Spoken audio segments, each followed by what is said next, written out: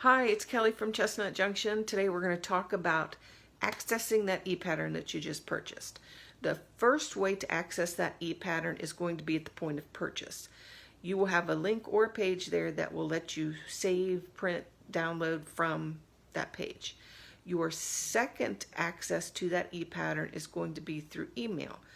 Either our website or Etsy will send you an email with the link contained in the email.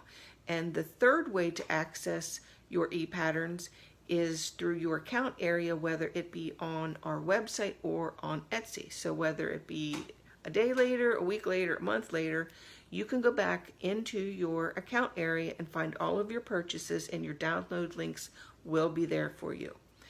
The only time that doesn't happen is if you do not create an account on our website or on Etsy and you're checking out as a guest. In that case, you need to save and print right there at the time of purchase.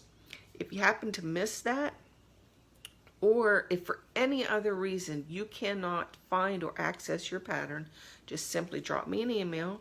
It's chestnutjunction@yahoo.com, and I will email you those patterns directly. I always say give me 24 hours to get back with you. I'm usually back with you sooner than that, but please give me the 24 hours. Life happens. Yeah, I've had a lot of emails with you guys letting me know that you don't realize that you have access to your previous purchases in your account area. They're always stored there and saved for you whenever you need them. Hope that helps out. You guys have a great day. Thanks for supporting me, and you can find us at www.chestnutjunction.com, and our Etsy shop is www.etsy.com/shop/chestnutjunction. Bye-bye.